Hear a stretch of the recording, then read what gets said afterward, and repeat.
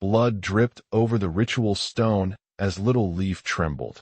The entire village watched in complete silence when a giant wave rose from the sea, swallowing the sacrifice platform. Freya screamed in despair, running toward the water, but Thorvald, the priest, held her back with force. "The gods have rejected the sacrifice," he murmured, his eyes wide with terror. "Now the curse will fall upon us all." Thank you for joining this story. This channel is just beginning its journey, and every single subscription truly means the world to us as we work to reach our first 1,000 followers. If you enjoy the story, please consider subscribing and sharing your thoughts below. Where are you watching from today? Your support keeps these tales alive, and we're deeply grateful to have you here. The first light of dawn crept cautiously through the narrow wooden slats of the cabin, casting long, pale beams across the rough-hewn walls. Inside, the air was thick with the lingering scent of smoldering embers from the dying hearth and the pungent aroma of smoked fish drying nearby. Freya Eriksdottir stirred beneath a thick blanket of woven wool, her skin chilled from the lingering night's cold. Her breath rose in fragile clouds as she stretched her arms slowly, careful not to wake the small bundle of warmth curled beside her.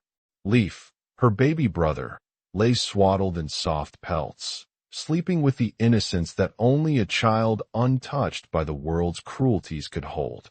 His golden hair shimmered faintly in the early light, strands tangled and soft like the sea foam that washed along their village shores. Freya's eyes, green as the moss that blanketed the forest floor outside, flickered with a mixture of tenderness and weariness. At 17 winters, she carried the burdens of youth and responsibility uneasily, a silent guardian in a world that demanded more than her heart wished to give. She rose quietly from the straw-strewn floor, her feet bare and numb against the cold wooden planks. The chill bit through the thin leather of her boots, and she wrapped her arms instinctively around her slender frame. Her fingers grazed the amulet resting against her chest, a small carved wooden figure of Freyr, the god of fertility and prosperity. It was a gift from her mother, whose face lingered in Freya's memory like a flickering candle, soft and fading, yet ever present. That amulet was her last tangible connection to a past filled with love and loss. Outside, the village of Ravenholm was already stirring. The relentless grip of winter had begun to loosen, though the air still held a biting edge, carrying the scent of brine and pine. The ground was damp and uneven beneath the wooden walkways that connected the scattered homes. Fishermen shuffled along the docks, their breath misting in the cold air as they prepared their nets for the day's labor.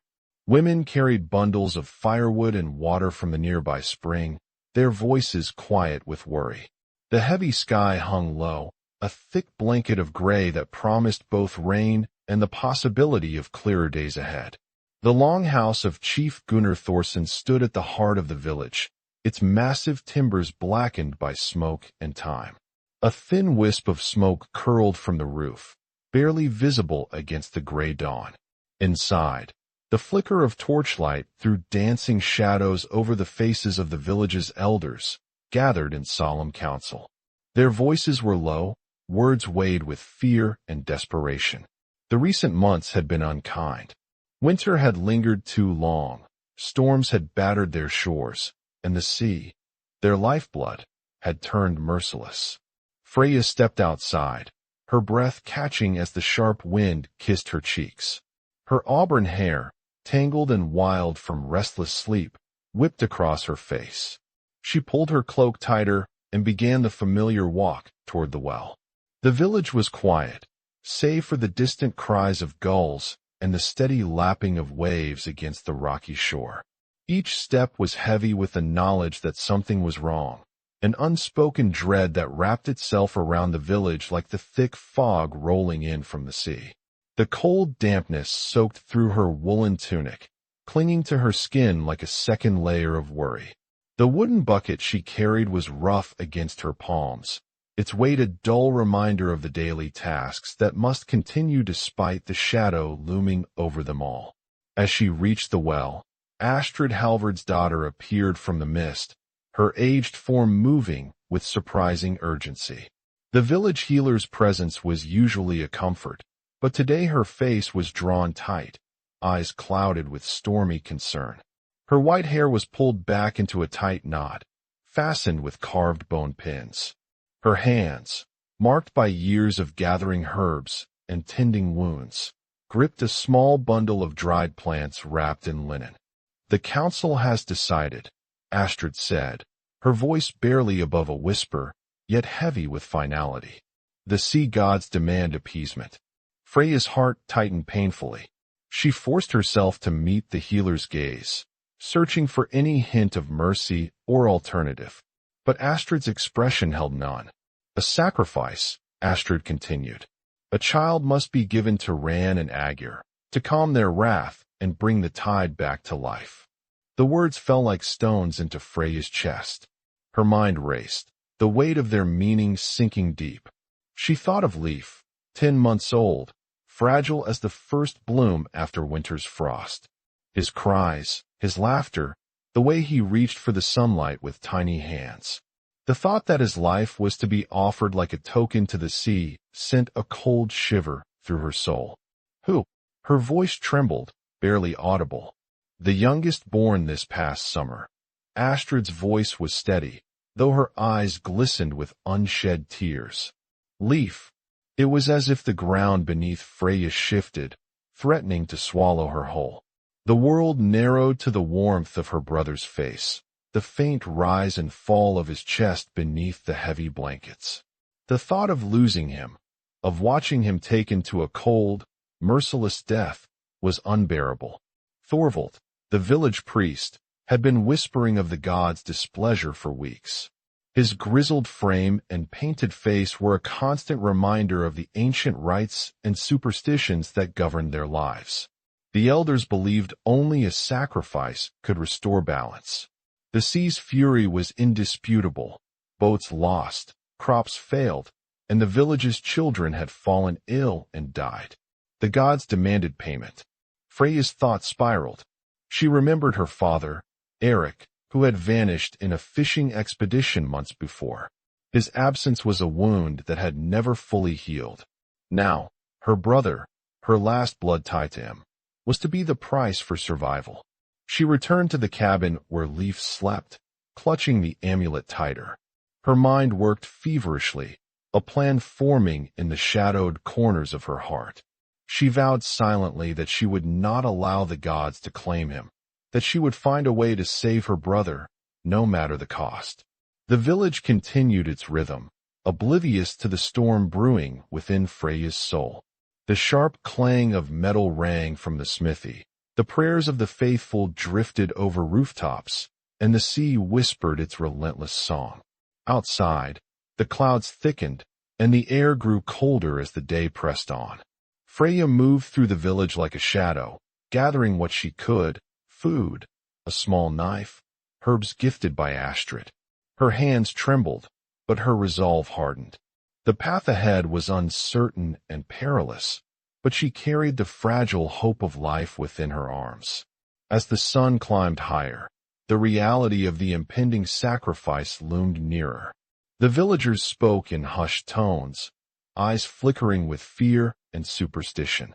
Freya could feel their gazes upon her, some filled with sorrow, others with judgment. The weight of the village's collective despair pressed down like the heavy sky above. She stole moments with Leif, brushing his soft hair away from his damp forehead. His blue eyes met hers, bright and trusting, unaware of the fate being woven around him. Each smile from the child was a dagger to her heart, sharpening her desperation. The hours stretched long and heavy. When the afternoon light began to fade, Freya slipped away from the cabin, moving carefully through the twisting paths that skirted the village edge. Her breath came in ragged bursts, her body aching from the cold and the anxiety that gnawed relentlessly. Her plan was simple: reach Kattegat, where a distant cousin offered refuge. There, Perhaps Leif could live free of fear and sacrifice. But the road was fraught with her breath caught. Bjorn Haraldsson, the chief's fiercest warrior and once a friend of her father's, stepped into the dim light. His eyes held no warmth, only the cold resolve of loyalty to the village's harsh laws. "Do not make this harder than it needs to be," he warned, his voice hard as flint. "The sacrifice must be made. If not Leif, then another. You would condemn a child for your own selfishness." Freya's heart shattered, but her voice stayed firm. "Why must it be a child? Why innocent blood?" Bjorn's gaze was unyielding. "The gods demand it. We endure their wrath because we must. You will come with me." Leif cried out softly, reaching for Freya, and she squeezed him close, tears burning her eyes. The fight within her was fierce, but she knew escape was no longer possible. Surrounded and betrayed, she allowed Bjorn to take Leif from her arms. Back in the village, the air was thick with anticipation. The villagers gathered along the rocky shore where a stone platform jutted into the restless sea. The scent of salt and smoke mingled with the sharp tang of fear. Thorvald, the priest, stood tall, face painted and eyes ablaze with ritual fervor. His hands gripped a ceremonial dagger, an instrument of ancient rites and desperate hope. Freya was held back, tears streaming down her face as the ritual began. The priest's chants rose and fell like the waves crashing below. Leif lay on the cold stone, his small body trembling, innocent and exposed under the heavy gaze of gods unseen. Then the sea roared. A massive wave, dark and furious, surged forward, swallowing the platform before the blade could find flesh. Gasps and screams echoed as water claimed the altar. When the tide receded, Leif lay untouched but drenched, his wide blue eyes blinking in disbelief. Thorvald's voice trembled as he declared the gods' rejection and the curse that now haunted them all. In that moment, the fragile balance between fear and faith shattered, leaving the village teetering on the edge of hope and despair. And Freya, clutching her brother once more, realized that the true journey was only beginning. The forest pressed close around Freya as she navigated the narrow, twisting path, the heavy cloak shielding Leif from the chill that seeped deep into her bones. Her breath came in shallow gasps, fogging before her in the cold air as the weight of her decision settled increasingly like a stone upon her chest. The further she moved from Ravnholm, the village that had become both sanctuary and cage, the louder the voices of doubt and fear echoed in her mind. Every snap of a twig beneath her boots made her flinch, imagining soldiers closing in to drag her back, to steal Leif from her arms and offer him once more to the merciless sea. Yet, even with the danger looming and the uncertain wilderness stretching ahead, there was no turning back. The memory of Leif's innocent smile, the fragile trust in his wide blue eyes, gave her resolve a stubborn fire. She had pledged to protect him at any cost. The gods had asked for his blood, but she refused to give it. Her thoughts were interrupted by a sudden rustling ahead, a low moan carried through the damp air. She froze, heart pounding in her throat. Leif stirred faintly against her, a soft whimper escaping his lips. The forest held its breath with her, shadowed branches seeming to lean in, listening. Freya's hand tightened around the small knife she had hidden beneath her cloak, her eyes scanning the dim undergrowth. A figure emerged hesitantly from behind a thick trunk. A small boy, no older than 10 winters, with tangled dark hair and eyes wide with terror. His clothes hung ragged and torn, smeared with dirt and blood. He clutched a wooden pendant, its shape indistinct but clearly cherished.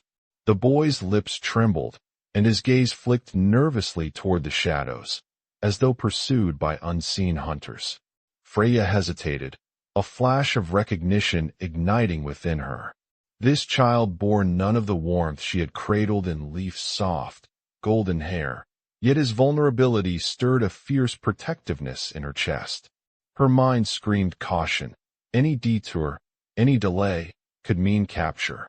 Yet something more primal drove her forward, the knowledge of what it meant to be hunted, to face death with nothing but hope. "Are you lost?" she whispered, stepping closer slowly, careful not to startle him. The boy flinched but did not run. His voice was barely audible. "I am Jorund," he said, voice cracked from fear and cold. "They took my family, the raiders. I escaped, but now I am alone." Freya's heart clenched. She knew too well the merciless world that swallowed the weak, how the strong preyed upon the helpless, how the gods seemed silent in the face of suffering. The boy's story mirrored the darker tales whispered in Ravenholm's longhouse, raids from rival clans, burning villages, stolen lives. She glanced down at Little Leaf, sleeping fitfully, and then back to Jorund, whose thin frame shivered beneath his threadbare tunic. The choice lay before her like a jagged path. Continue with her precious brother toward uncertain safety alone, or risk everything to help this frightened child. The weight of it pressed against her, heavier than any cloak or pack. Fear clawed at her throat, a voice cold and insistent warning her to protect what she held most sacred. But empathy burned brighter, a fire she could not quench. To leave Jorund to die alone in the wilds was unthinkable. "I will help you," Freya said, her voice steady despite the turmoil within. "But you must be quiet. We cannot be seen." Jorund nodded, relief flooding his features, mingling with the lingering terror. He moved toward her cautiously, eyes flicking to the dark woods beyond, as if the shadows themselves might reach out and tear him away. Together, they pressed onward, a fragile band bound by fear and hope. Freya told him of Kattegat, of a cousin who might shelter them. The boy's eyes brightened at the mention, though his steps remained hesitant. The forest around them thickened, and the sky's pale gray deepened into ominous twilight. The howling of distant wolves sent a shiver down Freya's spine, but she forced herself to keep moving. Each step was a prayer against the growing danger, against men who might track them, against the cold that seeped into their bones, and against the cruel whims of fate. At one point, Jorund stumbled, twisting an ankle on the uneven earth. He fell hard, a sharp cry escaping him. Freya dropped to her knees beside him, heart hammering. "Can you stand?" she asked gently, brushing dirt from his pale face. He nodded, gritting his teeth, but the limp told a different story. Freya knew the journey would only become more perilous. Her resolve hardened. She wrapped a strip of cloth around his ankle, murmuring quiet words of comfort. "We rest here for a moment," she said softly. "Then we go on." The boy's eyes searched hers, a flicker of gratitude shining through the exhaustion. As they settled beneath a towering fir, the first drops of rain began to fall, cold and insistent. Freya pulled her cloak tighter around them both, sharing the meager warmth. The forest whispered around them, alive with unseen eyes and ancient secrets. In that fragile shelter, Freya wrestled with the weight of her decision. She had chosen to risk everything for another, not just for her brother, but for this lost child. It was a choice born of desperation and hope mingled. She wondered how far the gods would allow her to carry this burden. Would they punish her for defying their will? Or would they, in their inscrutable wisdom, see the courage in her heart? The night deepened, and the rain eased to a cold mist. Leaf stirred again, waking to the strange sounds and dampness. Freya soothed him with gentle whispers, cradling him close as Jorund leaned against a rough bark, eyes closed but uneasy. The path ahead was fraught with uncertainty, hostile lands, relentless weather, and the ever-present threat of discovery. Yet in this shared moment of vulnerability, an unspoken bond formed, a fragile hope that even in the darkest shadows, life could endure. Freya knew the journey was only beginning, and the choices made in these quiet woods would shape the fate not only of her brother and this unexpected companion, but perhaps of the village itself. The curse that hung over Ravenholm was tangled with the lives of all who dwelled there, woven through blood, fear, and faith. As the stars struggled to pierce the clouded sky, and the sea whispered its distant song, Freya made a silent vow.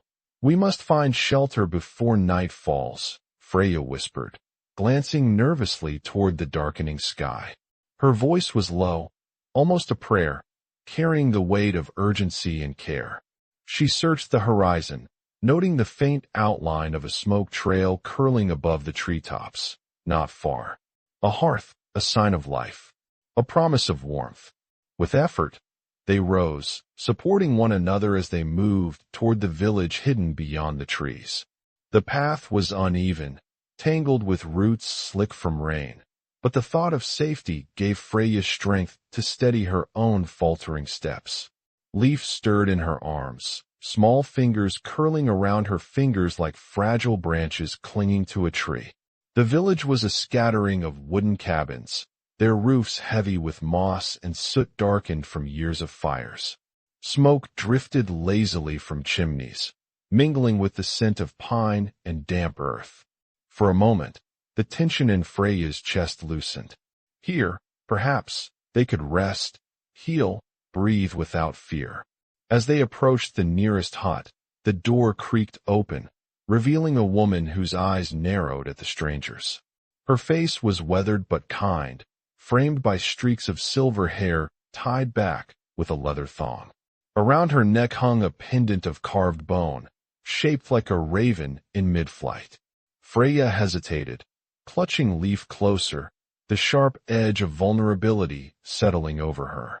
"We mean no harm," Freya said softly, her voice steady despite the tremor beneath.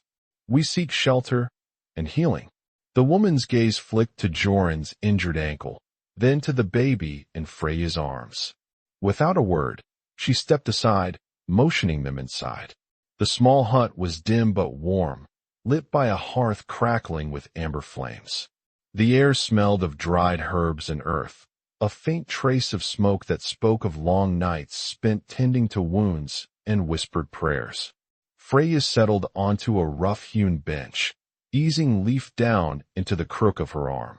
Joran sank onto a stool, wincing as he shifted his weight. The woman, who introduced herself as Sigrid, moved silently, retrieving a bundle of linen and a small wooden box from beneath a low table. Her hands were sure and gentle as she peeled back the layers of cloth around Joran's ankle, revealing the raw skin beneath. Freya watched closely, noting the small crescent-shaped birthmark near the boy's wrist, pale against dirt-darkened flesh. Sigrid murmured words in a tongue unfamiliar to Freya, soft and melodic, as she dabbed a warm herbal salve onto the swelling. The boy flinched but did not pull away. "Where do you come from, child?" Sigrid asked quietly, her voice carrying a hint of curiosity beneath the care. Joran's eyes flickered downward, fingers tightening around the edge of the wooden stool. "Far to the south, near the riverlands," he answered, his voice a fragile whisper. "We spoke the old tongue, but it is harder to remember now." Freya caught the subtle sadness in his tone, the way his shoulders stooped as if carrying an invisible weight. She thought of the stories whispered around Ravenholm's fires, the endless raids, the endless loss. How many children like Joran had been swallowed by the cruel tides of war? Sigrid nodded thoughtfully, then turned her attention to Leaf. She lifted the child gently, feeling the delicate pulse beneath soft skin. The baby stirred, eyes fluttering open and locking onto Sigrid's calm blue gaze. A small smile curved Freya's lips. Even in this strange place, Leaf's innocence remained untouched. "You have a brave sister," Sigrid said, her voice warm, "to carry you through the wilds and storms." Freya's eyes met the healer's, a silent understanding passing between them. Trust was fragile, but in this moment, it was the only thing stronger than fear. Sigrid gathered a bowl of warm broth, thick with root vegetables and bits of dried fish. Freya fed Joran slowly, coaxing the boy to eat as his eyes darted around the dim room. He ate hesitantly at first, then with growing hunger, the warmth spreading through his body like a fragile shield against the cold outside. Leaf, too, was given a small sip of broth, his tiny hands reaching out to grasp the wooden edge of the bowl. Freya watched, heart aching with a mix of relief and lingering dread. The journey was far from over, but for the first time in days, the weight of desperation lightened just enough for hope to creep in. As night settled beyond the walls, a quiet settled over the small group. Freya sat close to the fire, weaving her fingers through Leif's soft hair, her mind racing, yet seeking peace in the crackling flames. Jorund leaned against the far wall, eyes half closed, the pain in his ankle softened by Sigurd's ministrations. The healer spoke little, but when she did, her voice was a thread of comfort woven through the darkness. "The sea takes many," she said softly, "but it also gives. You carry life within you, child of the storms." Freya's gaze flickered toward the amulet resting against her chest, the carved figure of Freyr, worn smooth by years of touch. It was a symbol of fertility and hope, a talisman against the cruel fates that had shaped her family's path. Outside, the rain began again, steady and cold, tapping a relentless rhythm against the wooden roof. Yet inside the hut, the fire's warmth held back the shadows. Here, in this fragile sanctuary, trust began to root itself in the quiet glances exchanged, in the gentle care given without words.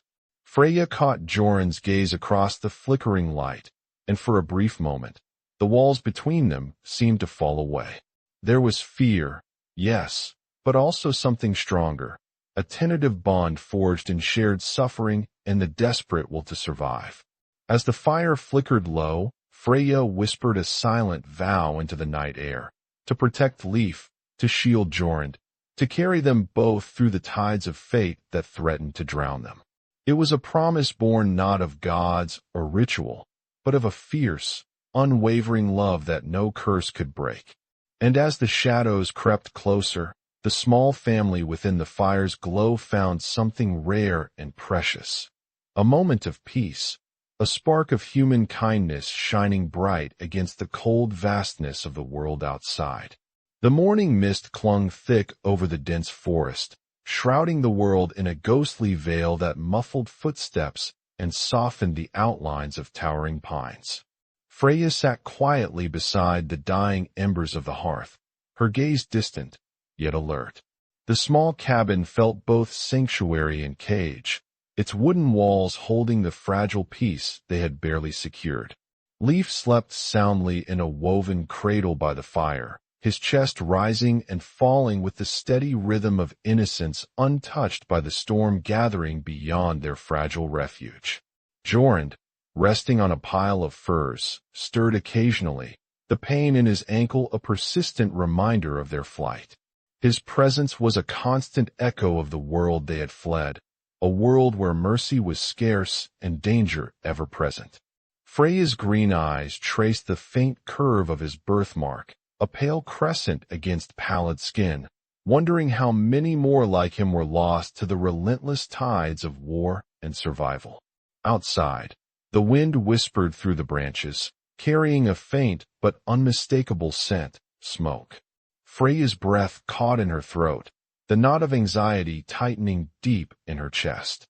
Smoke was no stranger to the forest, but this carried a different weight, sharper and colder. It was not the hearth of their small shelter. Someone was near. Her fingers brushed the amulet of Freyr resting at her throat, grounding her in the moment. The weight of responsibility pressed heavier now, not just for Leif, but for the boy they had rescued, and for the fragile hope that pulsed faintly in the shadows of their flight. The first sign of trouble came as distant voices, low and gruff, drifting through the trees. They carried the harsh cadence of men moving with purpose, not hunters of game, but seekers of something far more precious. Freya's heart hammered against her ribs. The news of Leif's disappearance, of the failed sacrifice, would not stay hidden for long.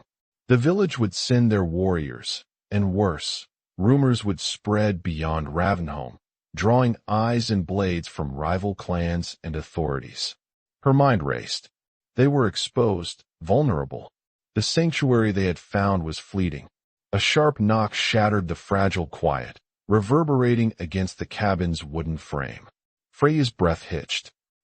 Before Freya could react, a sudden rustle in the underbrush announced more footsteps, more voices closing in. The forest no longer offered concealment. It was becoming a trap. Inside the cabin, Astrid stirred from her quiet watch, her sharp eyes narrowing as she sensed the gathering storm. She rose slowly, her presence a steadying force amid the rising tension. Her voice, when it came, was calm but resolute. Freya, the time has come. They will not wait for mercy. You must decide, fight to protect the child, or surrender and face the wrath that follows. Freya's heart clenched. The choice was agony incarnate. Saving Leaf meant defying every tradition and risking the wrath of their own people. But surrender meant abandoning the one life she had sworn to protect. Outside, the scout's voice grew more insistent. We come with orders, not threats. Return the child peacefully, and the village may yet spare you. The forest seemed to hold its breath as Freya moved to gather the few possessions they had. Food, the herbs Astrid had prepared, the small knife her father had carved. She looked down at Leaf, peaceful even in the face of looming danger, and then to Jorund, whose eyes locked with hers, silent but pleading. A plan formed, fragile and desperate. They would not surrender. Not here. Not yet. With a swift motion, Freya opened the door, stepping into the cold light of dawn. Her voice rang clear, carrying over the quiet forest. I will not give you Leaf. If you seek a fight, so be it. But know this, the gods may curse us, but I will not trade his life for their silence. Einar's eyes darkened, but he signaled to the men behind him. From the trees, figures emerged, warriors clad in worn leather and furs, axes and spears glinting threateningly. The line of pursuers was long, their expressions hardened by months of hardship and fear. The forest was no longer a refuge. It was a battleground waiting to erupt. Freya's grip tightened on Leaf's small form, her mind sharp as a blade. She was outnumbered, and yet within her burned the fierce fire of a sister's love and a woman's defiance. The path ahead was treacherous, but she would meet it head-on. As the first warriors stepped forward, the silence shattered into a chorus of shouts and the clatter of raised weapons. The world narrowed to the desperate fight for a child's life, caught between the ancient laws of gods and men, between sacrifice and salvation. But even amid the chaos, Freya's resolve did not waver. For Leaf, she would face any storm, endure any curse, and challenge the will of the gods themselves. The chase had become a reckoning, and in the shadow of the looming sea, the fate of Ravenholm's last hope hung in the balance. Days passed in a blur of flight and fleeting refuge. The forest, once a protective shroud, grew thin and unforgiving as news of Leaf's survival spread beyond Ravenholm. Whispered words traveled fast on the wind, carried by traders, hunters, and wandering skalds. Tales of the child who had survived the sacrifice, of the priest's curse, and of the sister who dared to defy the gods. Ravenholm's neighbors, wary and opportunistic, stirred with interest and suspicion. Rival clans gathered at their borders, their warriors sharpening weapons and sharpening their tongues. Among these were the fierce men of the Varg clan, known for their ruthless raids and cunning strategies.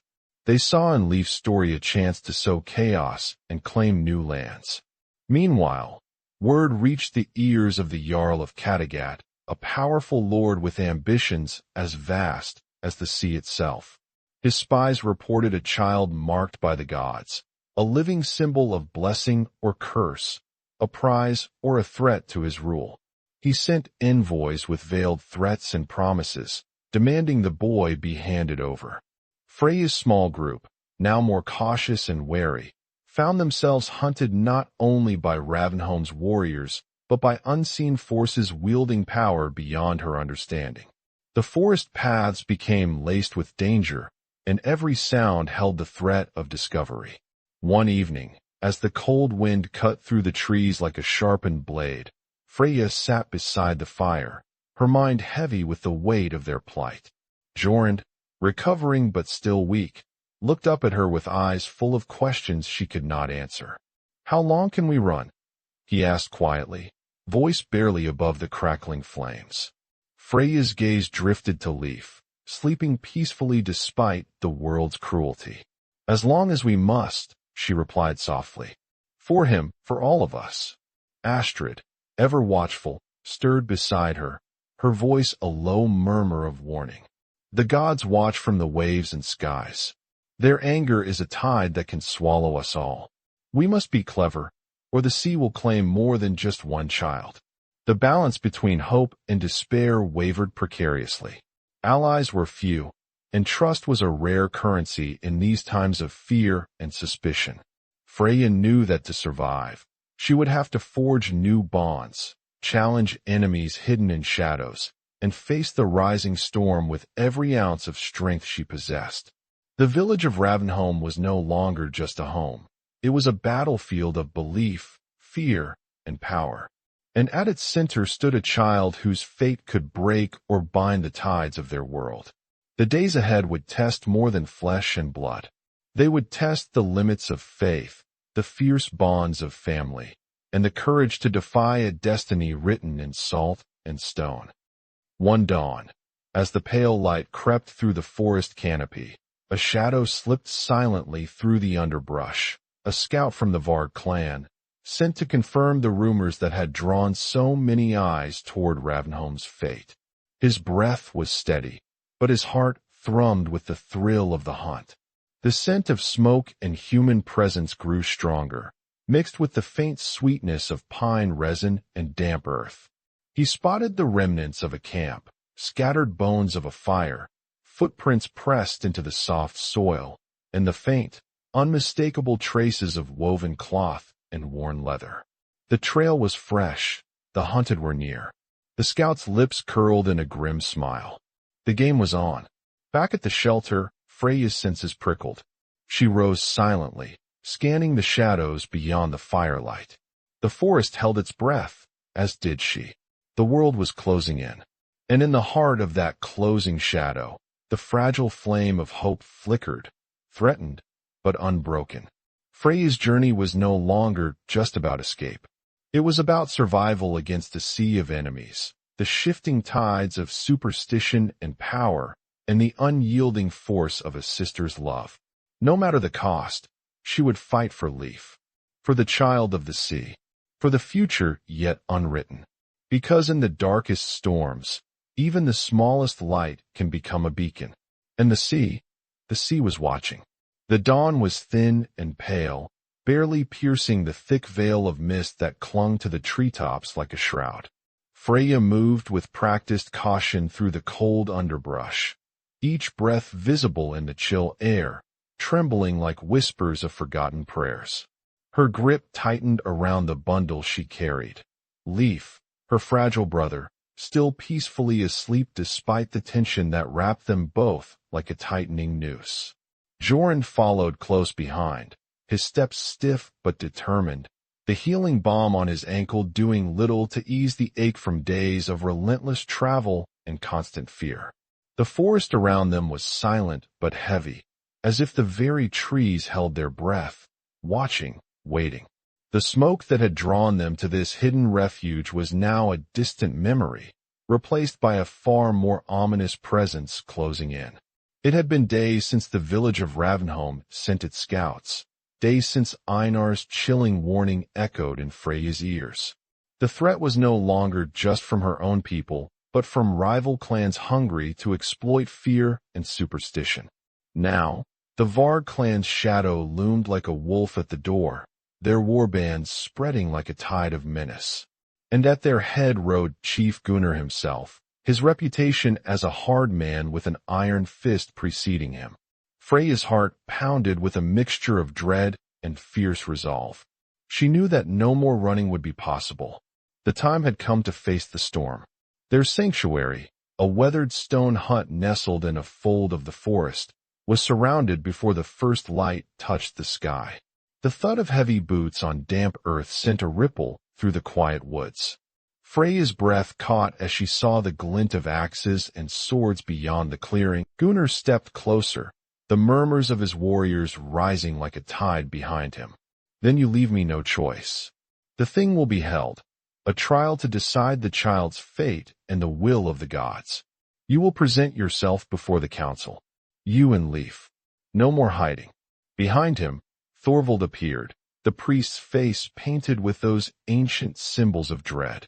His eyes, dark and hollow, rested on Leif with something that resembled both fear and fanatic certainty. The gods demand balance. The sea roars with hunger and anger. If the sacrifice is denied, the curse grows. The village is at your mercy, Freya. Do not force us to choose blood. Freya's voice cracked, raw with emotion. I will not trade his life for fear or superstition. There must be another way. Bjorn Haraldsson stepped forward, his scarred face a mask of grim resolve. You defy the gods and your people. If you think to challenge this, know you stand alone. But we will not let a child's life doom us all. The circle tightened like a noose. Freya felt the weight of their gazes, the heavy burden of centuries-old customs pressing down. Her mind whirled. There was no escape now, only the choice to stand and face whatever would come. With a silent breath, she stepped forward, pulling Leif closer to shield him from the cold world. Her voice, though trembling, rang clear. If you believe a trial will bring peace, then so be it. But know this, I will fight for my brother as fiercely as any warrior. His fate is not yours to decide. The warriors parted reluctantly, allowing them passage. The clearing beyond was crowded with the people of Ravenholm, their faces a mosaic of sorrow, fear, and cautious hope. At the center, a circle of ancient stones stood solemn and imposing, worn by time, but heavy with meaning. Freya's footsteps echoed softly as she entered the thing, the weight of every eye upon her. The council had gathered, elders, warriors, the Karandra Astrid, and Thorvald, whose presence seemed to darken the very air. Gunnar raised his hand for silence, his gaze sweeping over the assembly. We convene to decide the fate of this child and the burden he brings upon our village. Thorvald's voice cut through the stillness. The gods have spoken, through signs, through the sea's wrath, and the sickness that has plagued us. The sacrifice is the only path to salvation. The child who survived bears a curse that threatens all. Astrid stepped forward, her eyes steady but sorrowful. I have seen the boy, touched his skin, and read the signs. The gods did not reject him. They returned him to us, marked but alive. This is not a curse but a choice, a sign of the sea's own hand. Murmurs rippled through the crowd, uncertainty and fear wrestling with hope. Freya's heart ached as she knelt beside Leif, her voice rising, soft but unwavering. My brother is a child of the sea, yes, but not its doom. To take his life in fear is to surrender to that darkness. We must find the courage to see beyond death and superstition. Bjorn's expression darkened, but Gunnar raised a hand to silence him. We cannot ignore the priest's warnings, nor the healer's wisdom, Gunnar said thoughtfully. But the people suffer, and the sea remains restless. This assembly must decide whether to embrace the child as a blessing or cast him out as a curse. The tension in the air was suffocating. Freya's gaze met that of each face, old friends, wary neighbors, and those who held their breath for a verdict that would shape their lives. Finally, Gunnar turned to Freya. What will you offer, daughter of Eric? How will you prove that your brother is no curse, but a hope for Ravenholm? Freya rose, her hands steady despite the turmoil inside. I will offer my life alongside his. If the gods deem him a curse, then let them take me as well. But if he is their chosen, then I will carry the burden of that fate and fight for his future. A hush fell, broken only by the lapping of waves against the shore and the distant call of seabirds. Thorvald's eyes narrowed, but even he hesitated before the weight of such a vow. Astrid stepped close to Freya, her voice a quiet blessing. You carry the strength of your mother and the gods within you, child. The sea does not give life lightly. The assembly broke into quiet debates, voices rising and falling like the tide. Some feared the wrath of angry gods. Others saw in Leif the promise of renewal. As the sun climbed higher, casting light over the assembly, Gunnar raised his hand once more. We will watch for signs in the coming days. The child will remain among us, under the care of Astrid. Freya, you will stand by him and guide him through what comes. Relief and uncertainty warred within Freya. The burden was immense, but so too was the fragile hope that had ignited in the hearts of her people. That night, as the village gathered around flickering fires, Freya sat beside Leif, her fingers tracing the small waves of his golden hair. The sea beyond whispered its ancient song, a reminder that life and death, blessing and curse, were intertwined in ways only the gods truly understood. She whispered a silent prayer to Aegir and Ran, the fierce and merciless gods of the deep. Protect him, she begged. Guide us through this darkness. Let us find the strength to face whatever tide comes next. The path ahead was uncertain, fraught with danger and sacrifice. But Freya knew one truth with unwavering certainty. The greatest battles were not fought with sword and shield, but with love, faith, and the courage to defy fate itself. And so, beneath the vast and watching sky, the child of the sea and his sister began a new chapter, marked not by sacrifice, but by the enduring fight for life amidst the shadows of an ancient curse. The days that followed the council felt like a fragile breath held between two storms. The village of Ravenholm moved with cautious steps, as if afraid that the slightest misstep might shatter the tentative peace that had settled over them. Freya remained close to Leif and Astrid, her eyes always watchful, her heart quietly gathering the shards of hope and fear that flickered among the people. Leif, wrapped in the care of Astrid's steady hands, began to show signs of a vitality that defied the heavy weight of his fate. His eyes, bright and curious, followed the gentle motions of the healer as she tended herbs and whispered old prayers. Despite the shadow that clung to him like a cloak, the boy's laughter, soft and rare, broke through the stillness like a fragile dawn. Freya watched these moments with a mixture of relief and lingering dread. The village had not yet fully embraced the truth that Leif was not a curse, nor had it cast him entirely aside. Whispers lingered in the shadows between homes, eyes lingered a little too long in suspicion, and the priest Thorvald's presence was a constant reminder of the tension that simmered beneath the surface. But amid the uncertainty, a subtle shift began to take root. The fishermen found their nets heavier with catch, the fields no longer seemed cursed by blight, and the children, once pale and listless, began to play with renewed vigor. It was as though the sea itself was slowly releasing its grip on Ravenholm, and with it, the village's collective fear began to loosen. It was during one of these quiet mornings that Freya noticed a change in Gunnar Thorson.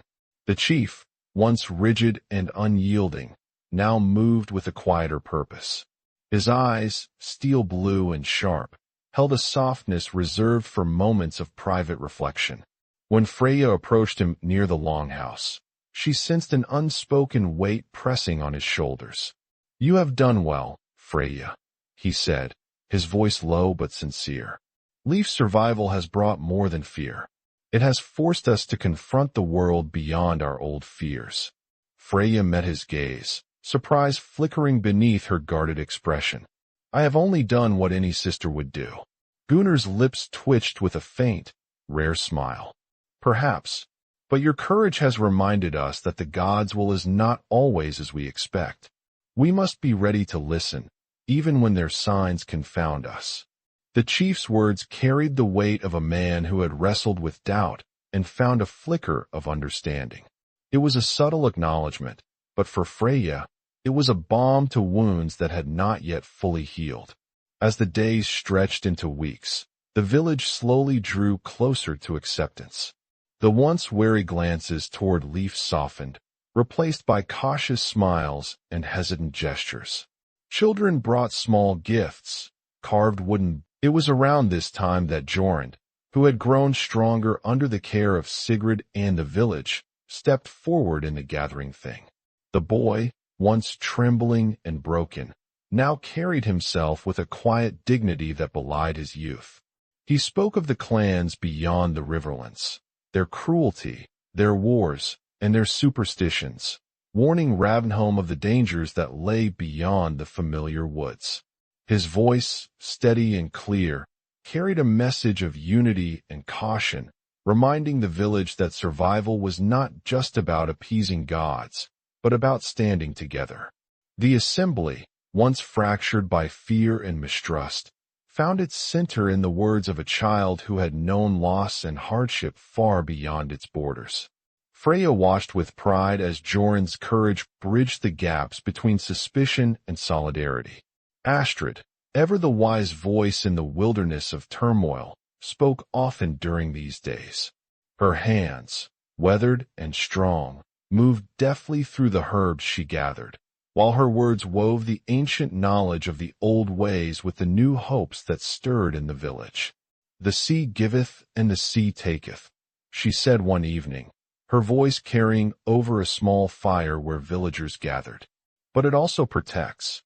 The child who survived is a gift, not a curse. It is up to us to honor that gift."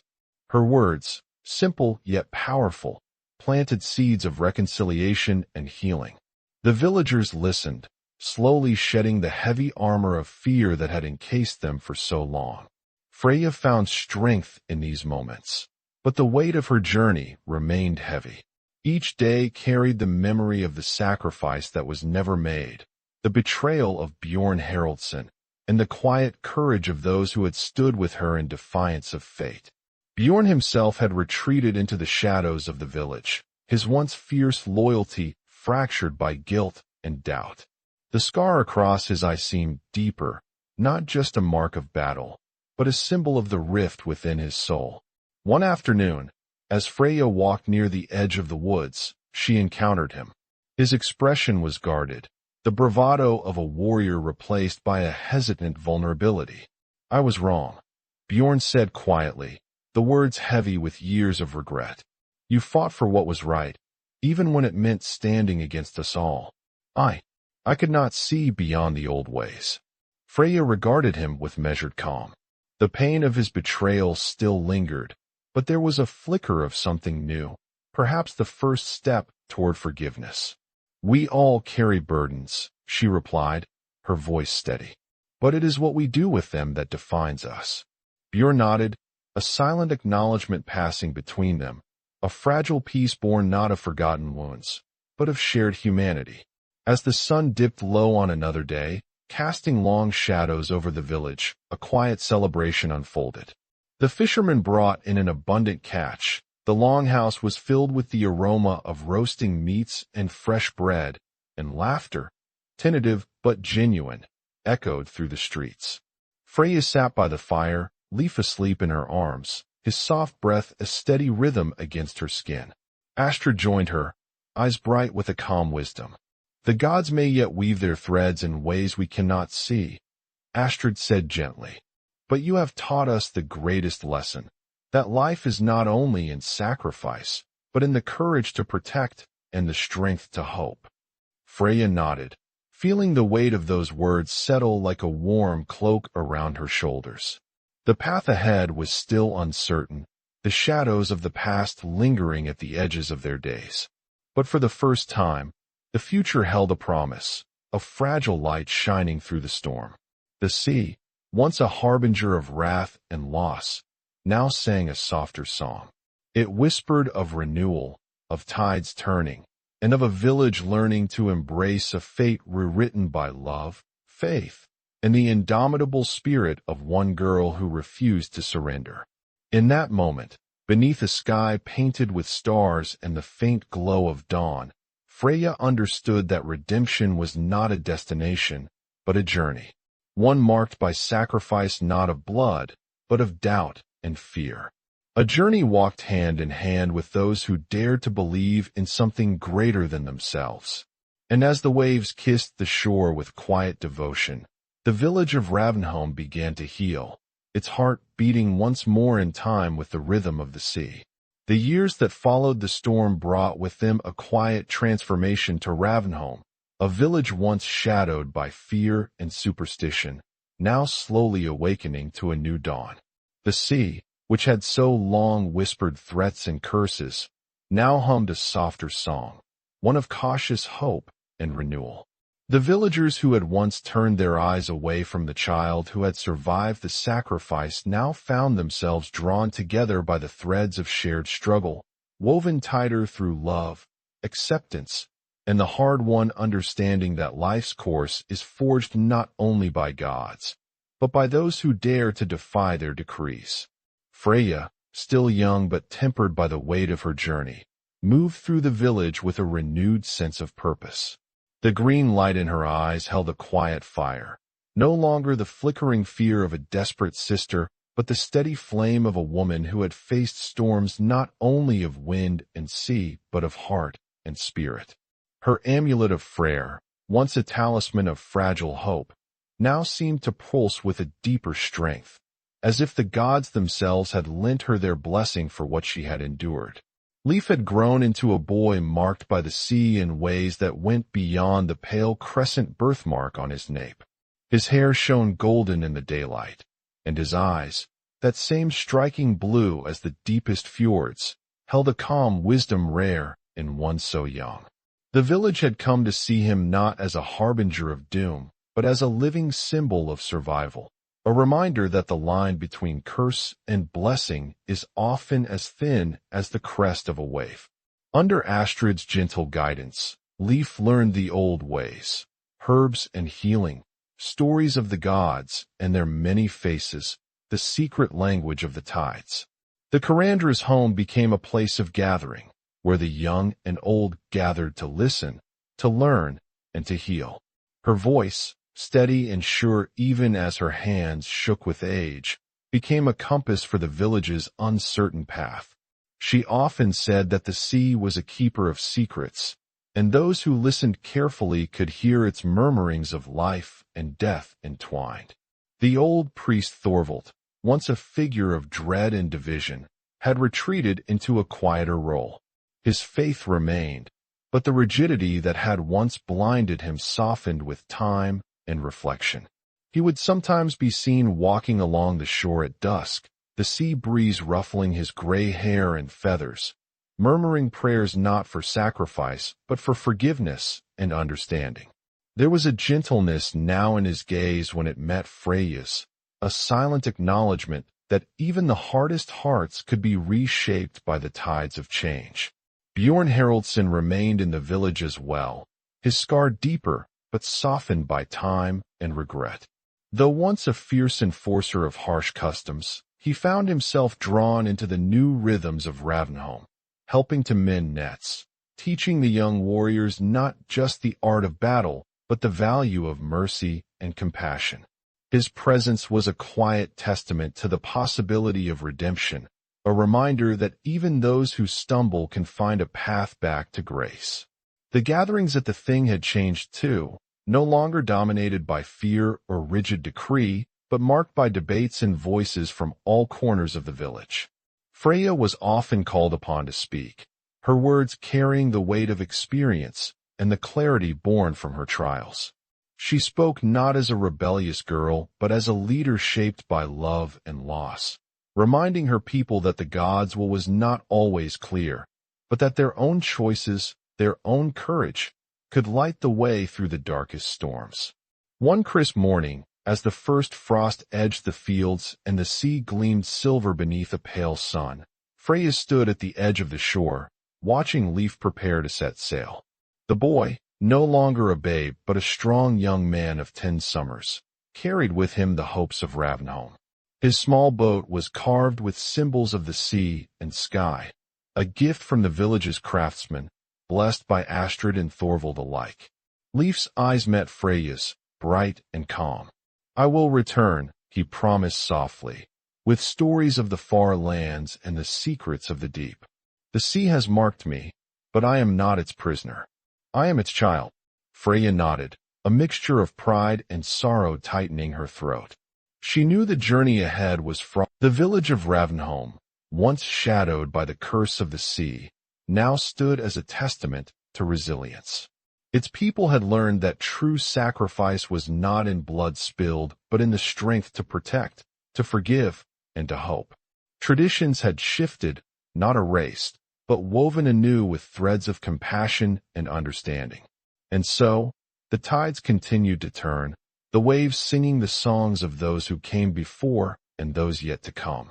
The sea watched, eternal and inscrutable, as a village healed and a child born of sacrifice set forth to carve his own destiny. Freya remained on the shore long after the last ripple faded from sight, a silent promise etched deep within her heart, that no matter the storms to come, the light of family, faith, and courage would endure, guiding those who walked the edge of the world through the darkest nights into the dawn.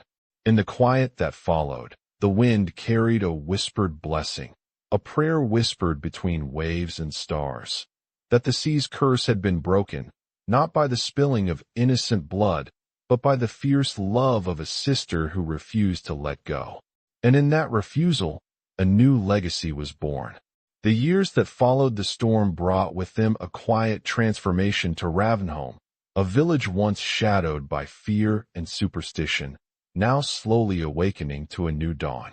The sea, which had so long whispered threats and curses, now hummed a softer song, one of cautious hope and renewal. The villagers who had once turned their eyes away from the child who had survived the sacrifice now found themselves drawn together by the threads of shared struggle, woven tighter through love, acceptance, and the hard-won understanding that life's course is forged not only by gods, but by those who dare to defy their decrees. Freya, still young but tempered by the weight of her journey, moved through the village with a renewed sense of purpose. The green light in her eyes held a quiet fire, no longer the flickering fear of a desperate sister, but the steady flame of a woman who had faced storms not only of wind and sea, but of heart and spirit. Her amulet of Freyr, once a talisman of fragile hope, now seemed to pulse with a deeper strength, as if the gods themselves had lent her their blessing for what she had endured. Leif had grown into a boy marked by the sea in ways that went beyond the pale crescent birthmark on his nape. His hair shone golden in the daylight, and his eyes, that same striking blue as the deepest fjords, held a calm wisdom rare in one so young.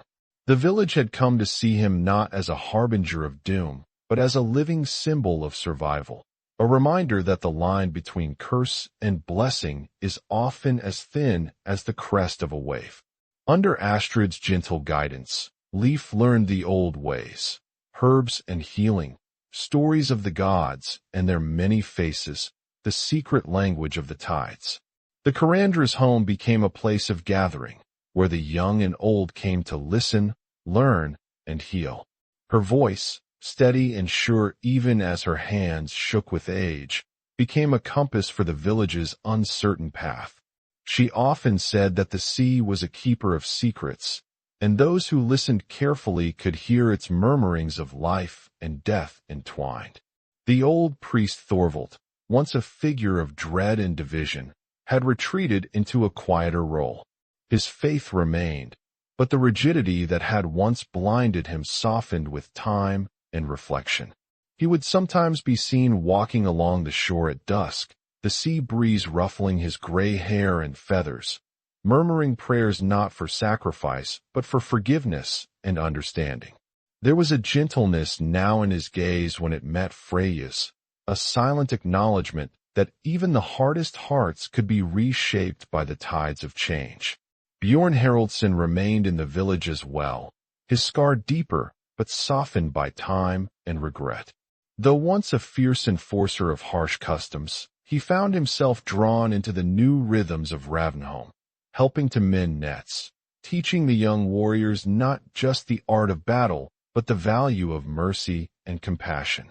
His presence was a quiet testament to the possibility of redemption, a reminder that even those who stumble can find a path back to grace. The gatherings at the Thing had changed too, no longer dominated by fear or rigid decree, but marked by debates and voices from all corners of the village.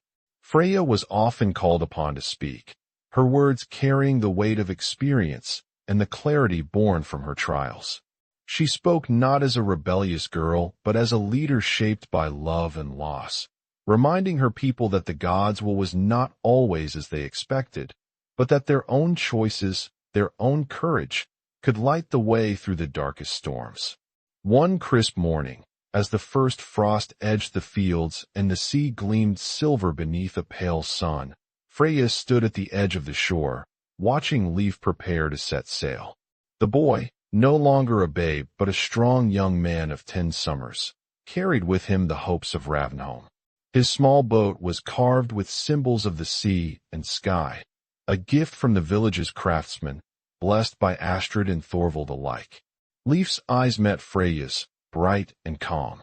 "I will return," he promised softly, "with stories of the far lands and the secrets of the deep. The sea has marked me, but I am not its prisoner. I am its child." Freya nodded, a mixture of pride and sorrow tightening her throat. She knew the journey ahead was fraught with peril and promise alike, that the sea's embrace was both cradle and crucible. Yet, she trusted in her brother's strength and in the village that had learned to hold life in its hands rather than offer it to death. Astrid stood beside her, the years etched deeply in the lines of her face, but her eyes shone with fierce warmth. "He carries the spirit of the old gods and the hope of new ones," she said quietly. "The curse you feared has become a blessing you nurtured." The villagers gathered to bid farewell, their voices lifting in a song that blended ancient chants with the laughter of children. The rhythm of the drums beat like the pulse of the earth itself, steady and enduring. Even Thorvald, standing apart by the rocks, joined in the chant, a muted blessing carried on the wind. As Leif's boat slipped into the waters, Freya's gaze lingered on the horizon, where sea and sky blurred into a line of endless possibility. She felt the weight of years pressing down, but also the lightness that comes from knowing that courage and love can reshape fate. The village of Ravnholm, once shadowed by the curse of the sea, now stood as a testament to resilience. Its people had learned that true sacrifice was not in blood spilled, but in the strength to protect, to forgive, and to hope. Traditions had shifted, not erased, but woven anew with threads of compassion and understanding. And so, the tides continued to turn, the waves singing the songs of those who came before and those yet to come. The sea watched, eternal and inscrutable, as a village healed and a child born of sacrifice set forth to carve his own destiny. Freya remained on the shore long after the last ripple faded from sight, a silent promise etched deep within her heart, that no matter the storms to come, the light of family, faith, and courage would endure, guiding those who walked the edge of the world through the darkest nights into the dawn. The wind carried a whispered blessing, a prayer between waves and stars, that the sea's curse had been broken, not by the spilling of innocent blood, but by the fierce love of a sister who refused to let go. And in that refusal, a new legacy was born. The story of Ravnholm is a testament to the strength found in defiance and love. It reminds us that sometimes the greatest sacrifices are not those demanded by gods or fate, but those made by hearts unwilling to surrender hope. In the end, it is not blood that defines us, but the courage to protect what we hold most dear, even when the world demands otherwise. If this tale stirred something within, consider joining us for the next journey through the shadows of Viking lives, where every heartbeat, every choice, echoes through the ages. Subscribe, share your thoughts, and become part of this unfolding saga. Because in stories like these, we find ourselves, flawed, brave, and ever searching for light in the darkness. And remember, sometimes The courage to protect life against all odds is the fiercest battle a Viking can fight. If you enjoyed this video, don't forget to subscribe. We're just getting started and we really need your support. And may the gods grant you a legendary life.